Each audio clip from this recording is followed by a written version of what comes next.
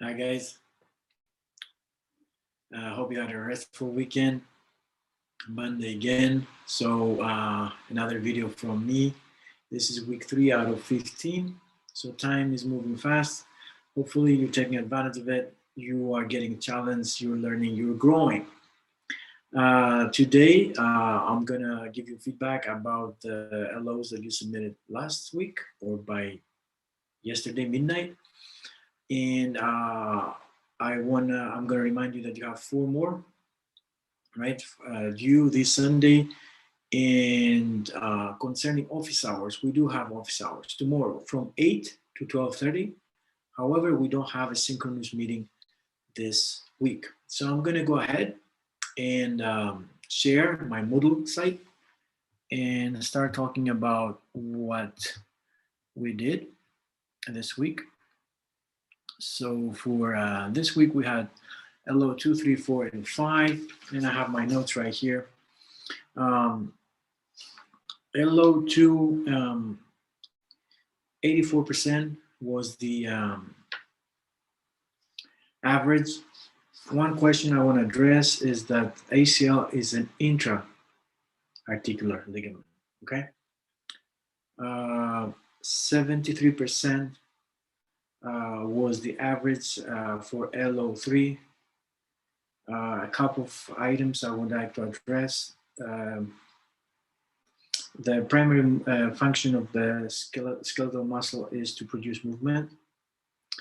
And a motor unit consists of muscle fibers, right? Not of muscles.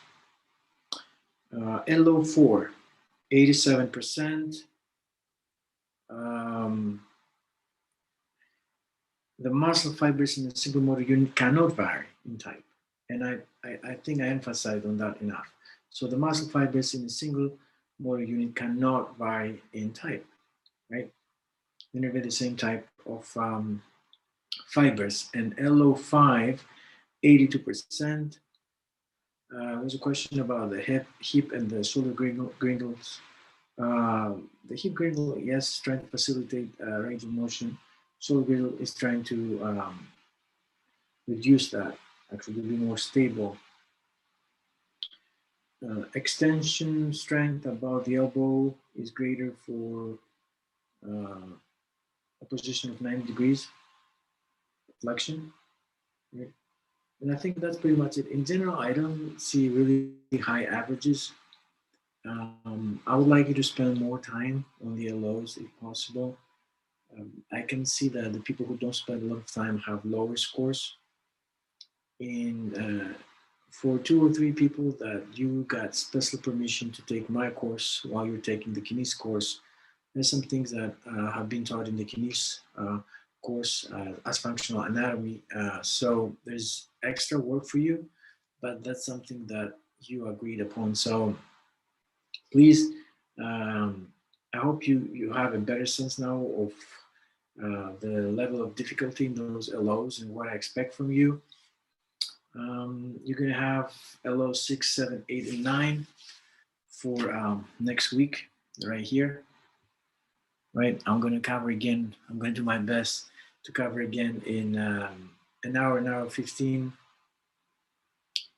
We'll see how it goes. 4 chapters, functional anatomy of lower extremity and then of the trunk. And then we're going to go to the 3rd section of our book, talk a little bit more about biomechanics and covering linear kinematics today and angular kinematics. All right, so I'm going to stop sharing this and I'm going to start sharing the first out of the 4 PowerPoint slideshows for today. Let me see, chapter 6. All right. Let me see. Here, share, go. All right.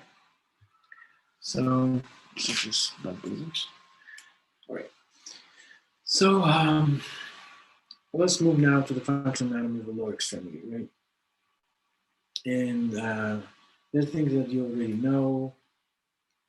I hope so. Here, the main point for you, of course, to remember, I hope you remember all this, is that the pelvic girdle supports the weight of the body um, and serves as an attachment for numerous muscles. Now, the girdle consists of two coxal bones. It's created through the fibrous union of the ilium, ischium, and pubic bones. The right and left coxal bones are joined anteriorly at the pubic symphysis and connect posteriorly via the sacrum and the two sacroiliac joints. Okay, I hope you remember all that. Now, let's see what else we have here. So, concerning this, and I hope you remember that we talked about that before. Um, we have the neutral position, right? And we also have the extension and the flexion. So at the neutral position, what we see is that sacrum, as you can see over there, is placed in the closed pack position by the force of gravity, right? The sacrum responds to movements of both the thigh and the trunk. When the trunk extends and the thigh flexes, the sacrum flexes. Flexion of the sacrum occurs when the wide base of the sacrum moves anteriorly. So we'll have anterior tilt. During trunk flexion or thigh extension, the sacrum extends at the base, moves posteriorly. The sacrum also rotates to the right or left with lateral flexion of the trunk.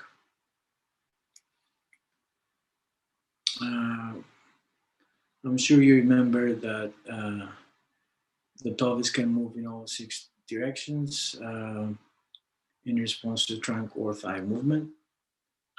Anterior tilt of the pelvis accompanies trunk flexion or thigh extension.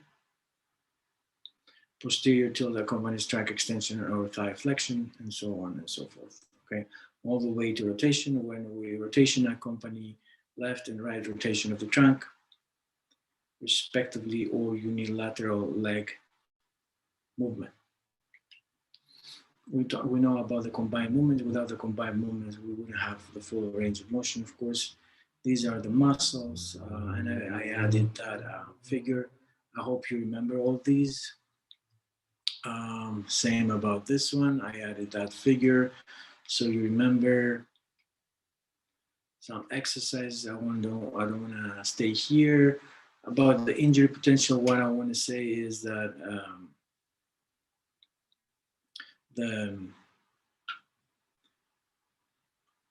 you see that most of the hip injuries occur in the soft tissue, and 60% will occur during running, and 6 to 2% are associated with viral alignment.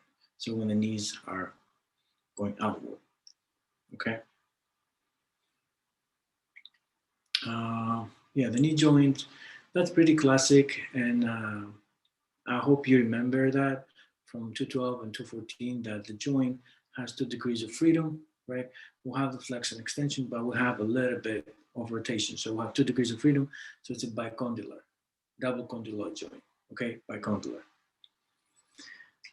What else do we have here? Okay, let's talk a little bit more about the knee, okay? You can see just by seeing it anteriorly, the complexity, right? You can see the complexity of this joint. And we have the condyles on the right side that you can see on the tibia and the femur. What else do I want to say? Let me check my notes here.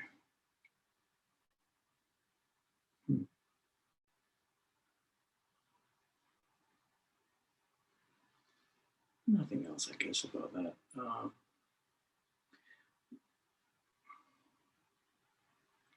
So the structure of the knee, maybe we'll just talk a little bit about the structure. The condyles are not symmetrical. They're not symmetrical on the distal end of the femur, and they're not symmetrical, the facets are not symmetrical on the tibial plateau, as you can see. So the patella moves in the trochlear groove on the femur. That's what's going on there. So again, you can see the complexity of this structure. Let's talk a little bit about the tibiofibular joint. The tibiofibular joint is a small joint, right? And I want to talk about that because a lot of times we don't talk about it. It's between the head of the fibula and the tibia condyle, and it moves anterior-posteriorly, superiorly, and inferiorly, and rotates in response to movements of the tibia or movements of the foot.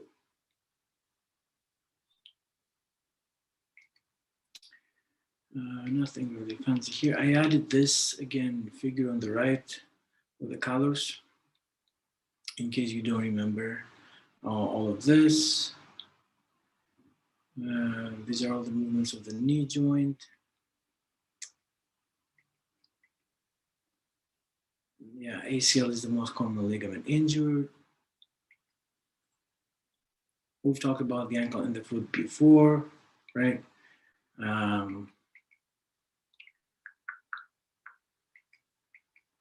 Yeah, let's stop a little bit here and let's talk a little bit about plantar flexion and dorsiflexion. Excuse me. So plantar flexion and dorsiflexion occur about a medial lateral axis running through the ankle joint, as you can see. The range of motion of plantar flexion, dorsiflexion is approximately 50 degrees and 20 degrees, respectively. Plantar flexion, that's important to remember, and dorsiflexion can be produced with the foot moving on a fixed tibia or with the tibia moving on a fixed foot, right?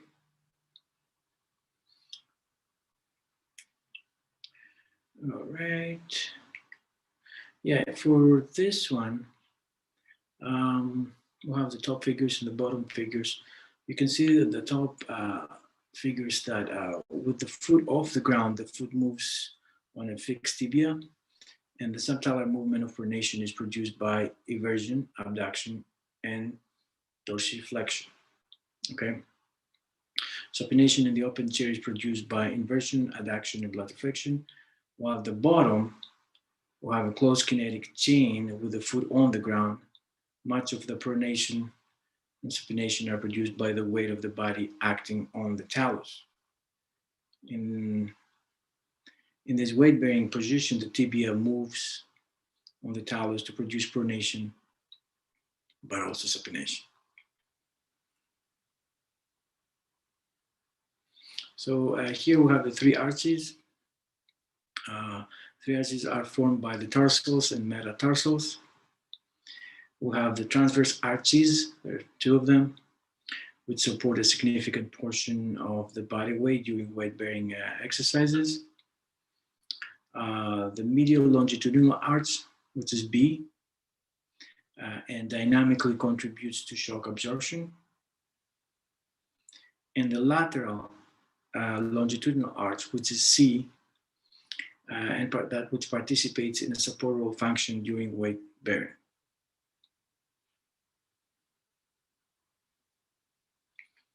What else about this?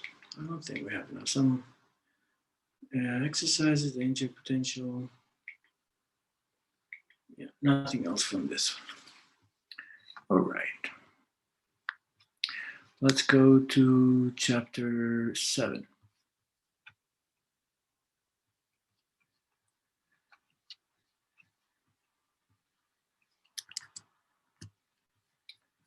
Let's try to share the screen. All right, let's talk a little bit about the trunk. Um, you know a lot of these things, I hope. Here we have 33 vertebrae, 24 of which are movable. Here, something that I want to make sure you remember is that our vertebral column is both strong and flexible because we have those four alternating curves that you can see here.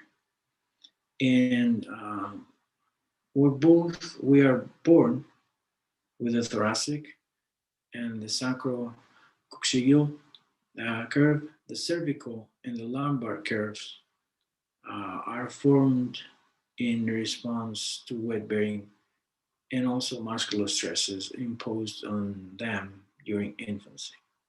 Okay, so we have four of them. The cervical and the lumbar are created later on in life as a response to weight and stress. Okay, just want to make sure we remember that. Um,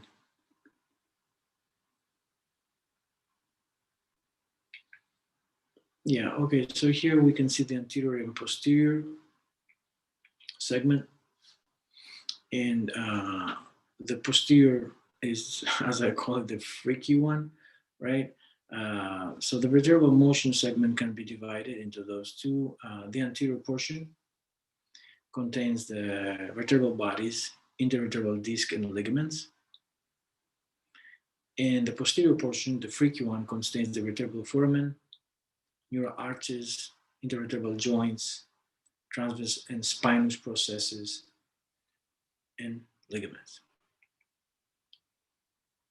Here we have the motion segment, and we can see what's going on when there's movement. And here you see that when the trunk flexes, extends, or laterally flexes, we have compressive forces. And those compressive force develops to the side of the bend, and tension force develops on the opposite side. So, like, imagine what's going on. See the middle picture, the flexion of the trunk, and imagine what's going on every time you deadlift. Okay. Here we have the rotation, and during the rotation, as the trunk rotates, what's interesting to see is that half of the fibers become taut, and the rest relax.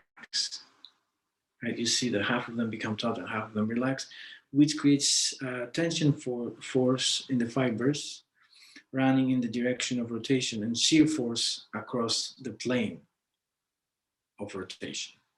Okay. Um, what else do we have here? Should I talk about that?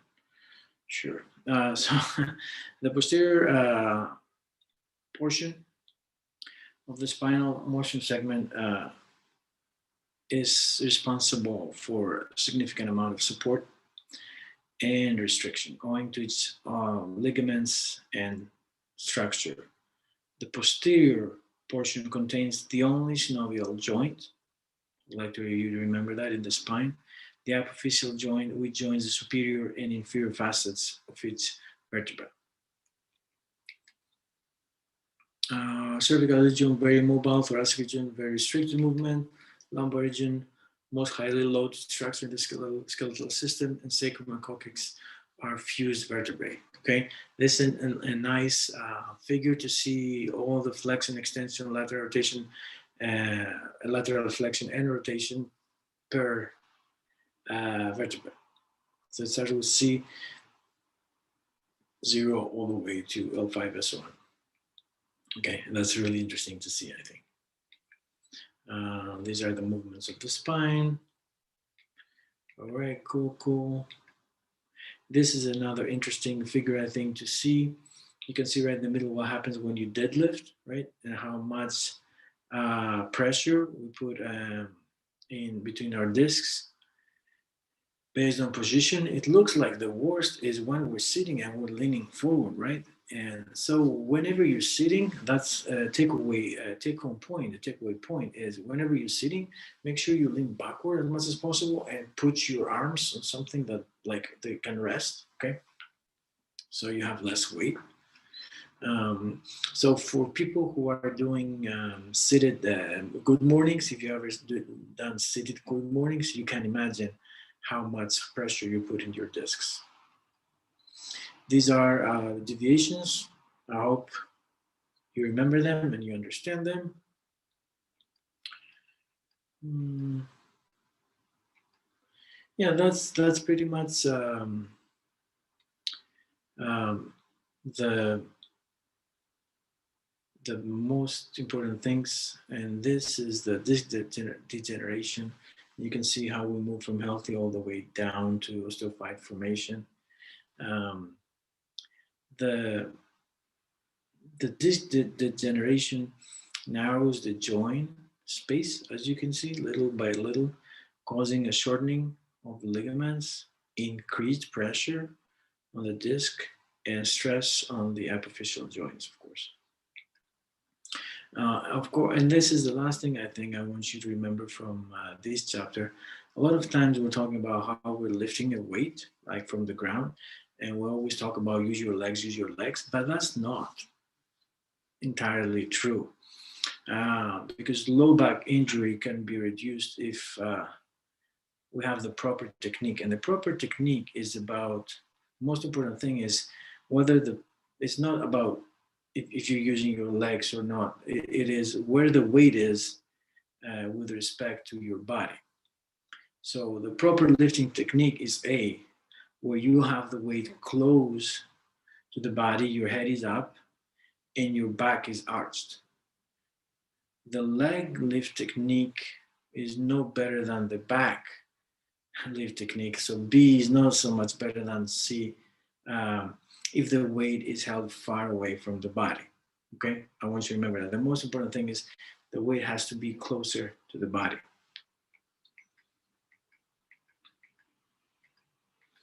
Yeah, that's pretty much it. And then I'll move to chapter 8, 2 more chapters. Share.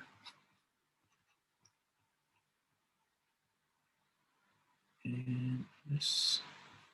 All right, so let's talk a little bit about linear kinematics. We talked about linear kinematics and linear kinetics, so I think it's time to go a little bit deeper, right? We talked about biomechanics, how they're getting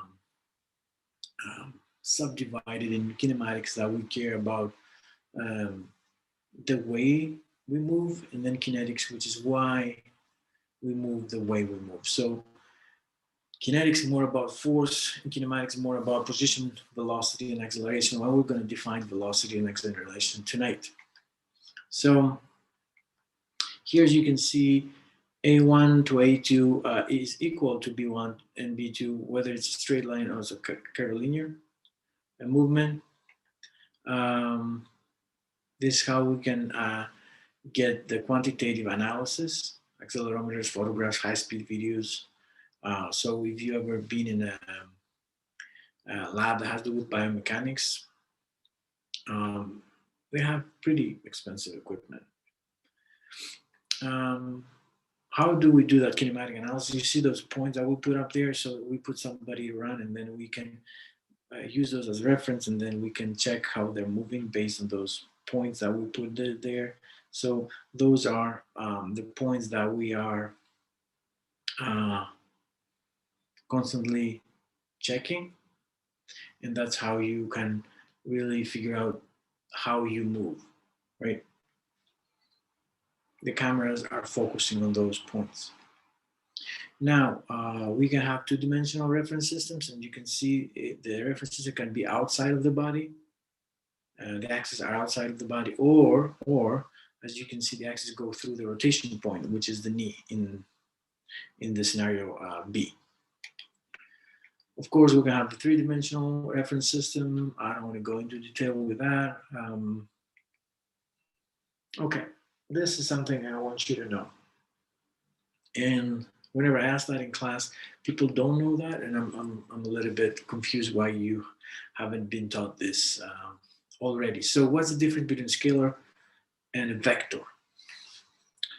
So the main difference is that vector is about magnitude and direction. So I'll give you an example. So scalar could be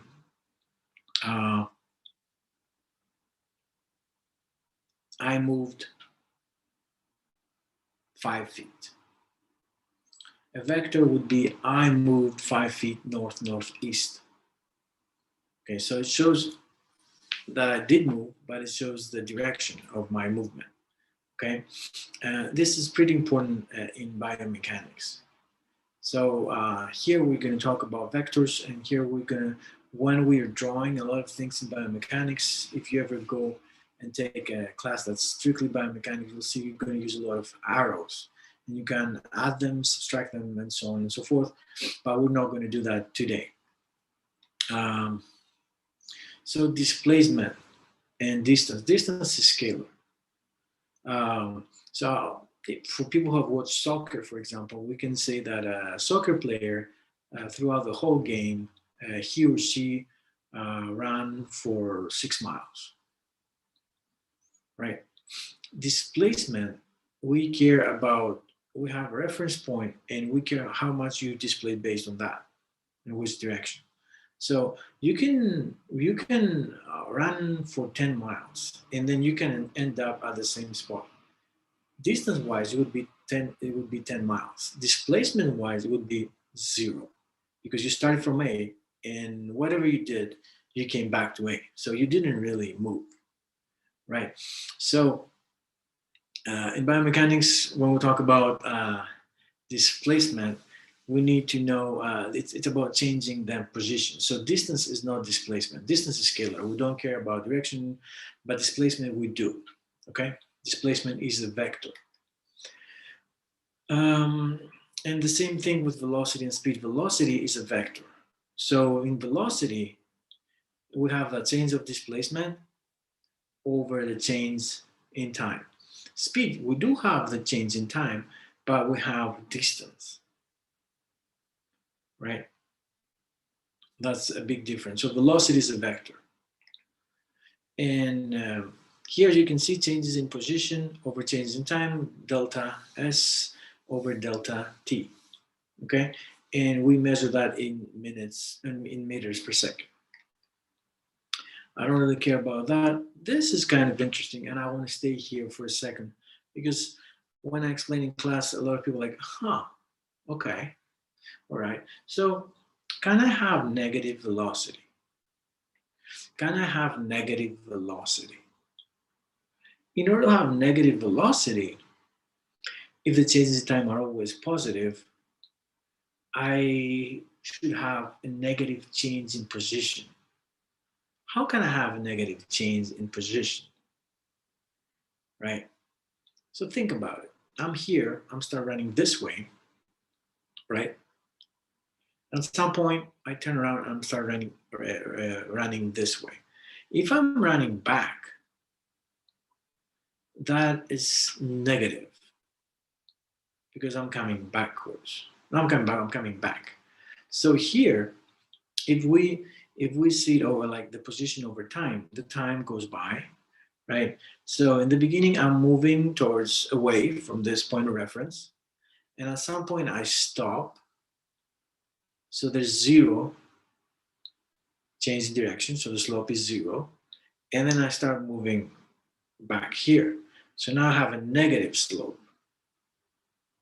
and then I reach a point that I stop again, and then I move this way. So I have negative slope, a positive slope. So I can have negative velocity if I see it on the right hand side, which I have 2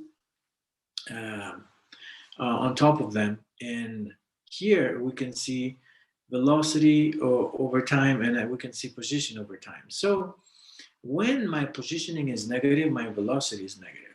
Why? Because the delta S is negative, then the velocity becomes negative. Delta T cannot be negative, it's time, right? It's always going one direction. So if I'm moving this way, I'll have positive changes in displacement, which means I'll have some positive velocity. If I'm moving backward, I will have some negative changes in displacement, which I will end up giving me a negative velocity. So velocity can be negative. All right? And I hope you understand that. Nothing really fancy here. This is something important. I think you have an item in your LOs. In order to find the velocity between two time points, you can use those 2 time points and find the velocity in the middle. That's the classic way. And another way is use x2 and x4 and then divide it by 2 delta t, right? And then find the velocity at the time point x3. You'll understand what I'm talking about when you see the item in your LO. Nothing too difficult. Now, acceleration is again a vector. And acceleration is the changes in velocity over changes in time. Can I have negative acceleration? Yes, it's called deceleration. How can I have negative acceleration? When I can have negative acceleration, when I have negative changes in that velocity. How can I have negative changes in that velocity? We said that we can have negative, right, velocity. So if your velocity at the end is less than your velocity at the beginning, you will have a negative change in velocity. Negative over positive, it will give you a negative acceleration, which is a deceleration. That's how you decelerate. Okay? I hope this makes sense. The unit is meters over per second squared. Nothing too fancy here. Okay, let's find the acceleration or the total change in velocity using this diagram. Let's start with A and then we go to B. We'll have time and we'll have acceleration. So we'll have meters per second. Okay, so in the first 6 seconds we have a change in velocity of 3 meters per second. So if I multiply 3 times 6 in the first 6 seconds, at the end of the 6th second, my velocity increased by 18 meters per second. Now, if I look at it from the 6th to the 8th second, my velocity increased by 7, right? Yes or no? Yes. So 7 times 2, that's 14. So if I add 18 to 14 from second 0, like when I started running, to the 8th second, my velocity increased by 32 meters per second. Okay? I don't care about that. All right, so when I'm running, there are 2 ways to increase my velocity. Is by increasing my stride rate or my stride length. Okay? And you can see that they both increase kind of at the same rate until like second 7. Right? So when I reach like that 7 meters per second velocity, and then after that, you can see that if I want to keep increasing my velocity, it's more up to the rate than to the length, which kind of makes sense. Like the length can increase up to a point. You can increase the stride length forever, right? Or not forever, but it has to stop at a point. The stride rate is something that you increase for longer, right? Periods of time. So you see that in order to increase that running velocity, it depends more after 7 meters per second, it depends more on the stride rate than on the stride length. And a lot of times when we are training speed, we are focusing more, not just, but more on the rate than on the length.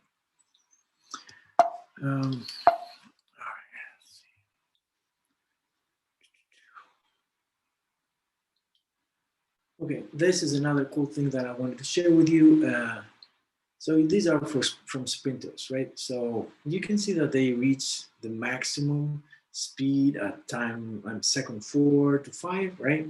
So the person who wins a 100-meter dash race, 100-meter race, is the person who reaches maximum speed faster and keeps it longer, because up to technically, if we really look at the data, they don't keep that maximum speed for all seconds, like 8 seconds, let's say, right?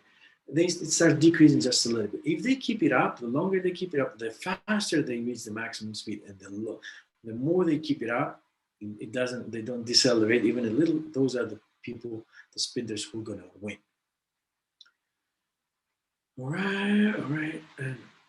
All right, projectile motion. We'll have A and B. If there was no gravity, we'll have path A.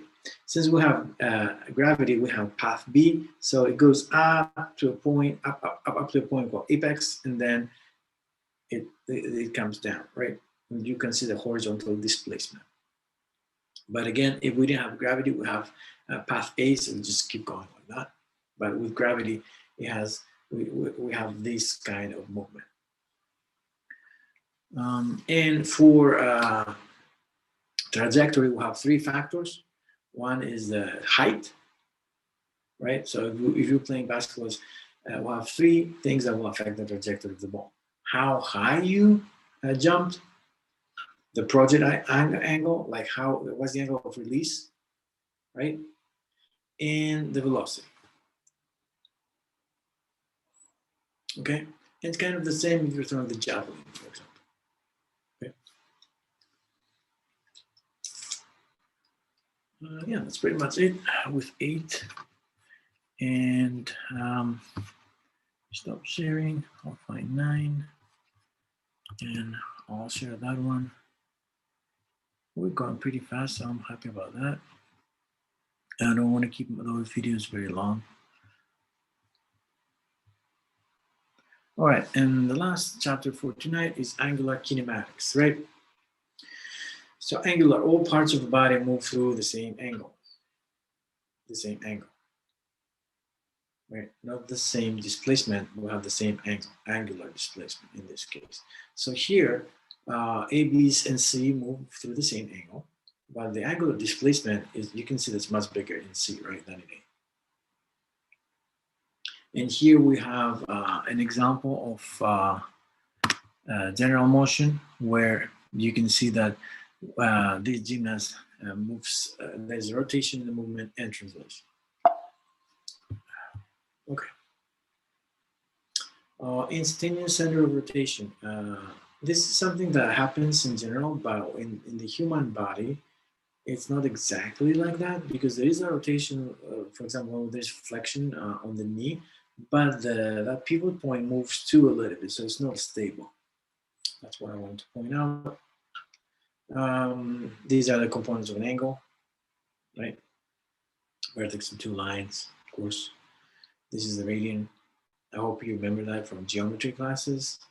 The S is equal to R, right? We have absolute angles. We have an external reference, right? For example, we can have like the ground, right? You can see all those are parallel to the ground. Or we can have the angle between 2 limbs, right? That's relative angle. So it really depends. But here's an example. So when you see B, both this and this, if we see from a relative angle, are the same, right? It's the same angle if we see it from a relative perspective. If we see it from an absolute perspective, it's not the same. What else do we have here? Yeah, so hip angle, right?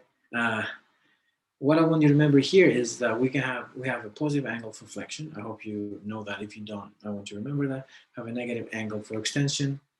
Positive angle for flexion. It's not negative axle for extension, it's just up to 0. We'll talk about the knee in a little bit. And for the ankle angle, it's hard for me to pronounce. We have a positive angle for dorsiflexion and negative angle for plantar flexion. So hip, you see here as we're flexing, right? So this is a whole cycle, right? We have the support phase and swing phase. 60% you see is the support phase.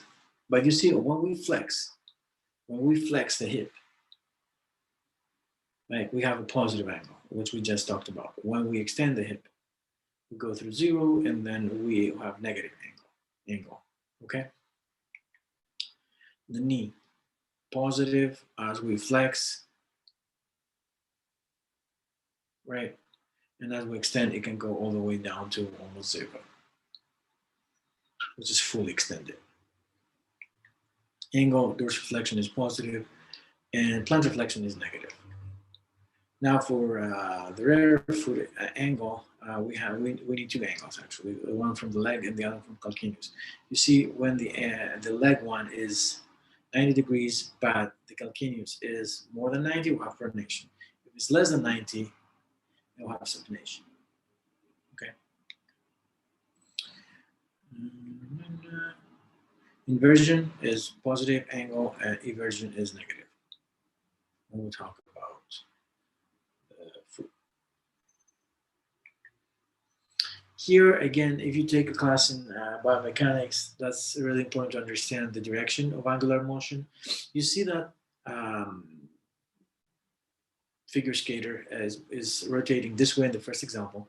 So if we use our right hand and we do that rotation, the thumb will point the direction of angular motion. That's important if we want to make some kind of calculations.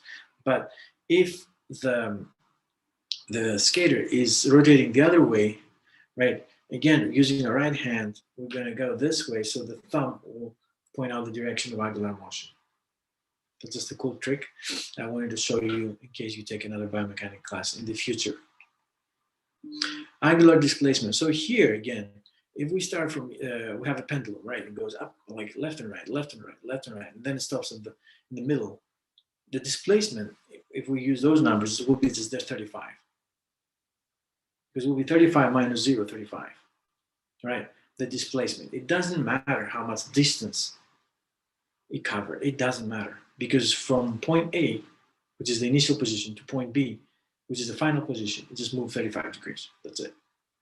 So it's pretty much the same with what we talked before, comparing distance and displacement and how displacement is a vector. Okay. Angular velocity and angular acceleration. I don't really care about that. I wanted to tell you one more thing. Okay, all right. So here, the linear velocity, hang in there. I just want to explain something because it's in one of your LOs. The linear velocity direction is at a tangent to the curved path.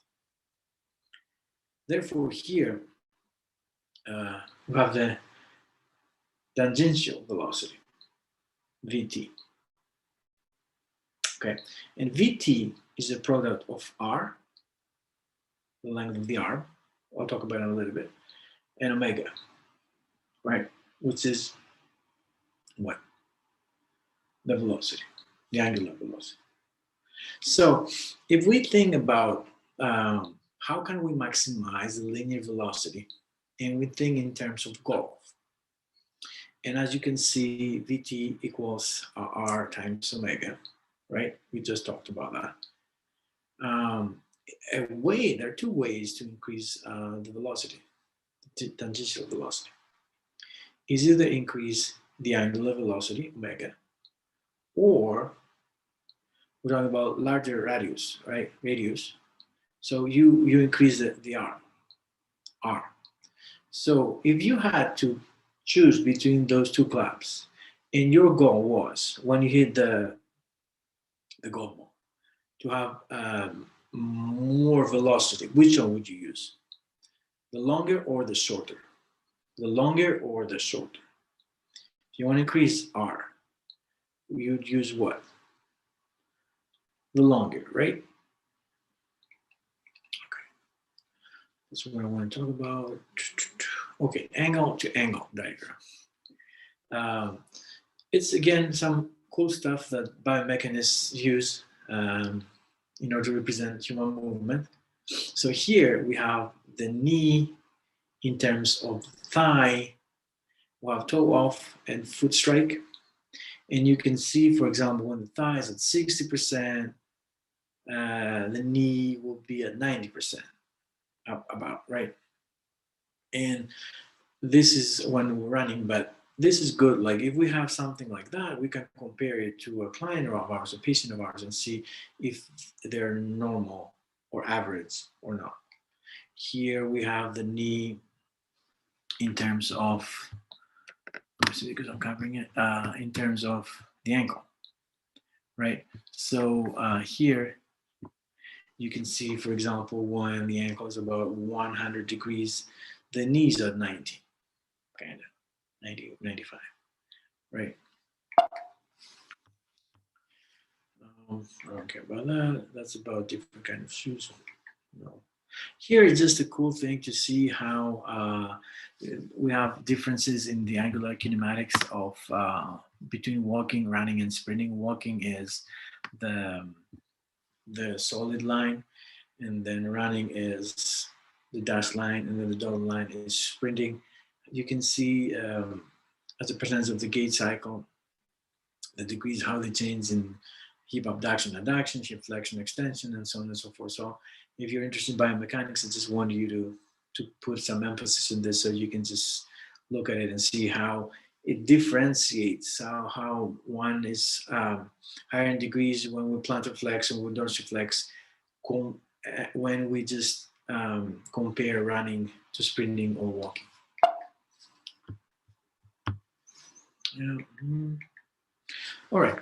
So that's all for tonight. 50 minutes, pretty good, pretty good. I wasn't expecting that. So we cover 4 chapters, and you're gonna have 4 LOs for Sunday. If you have any questions, excuse me, tomorrow we have office hours from 8 to 12:30. If I don't see you tomorrow, we don't have any synchronous meetings this week, so you will see me in a week. Yeah, and in the meantime, lift intentionally.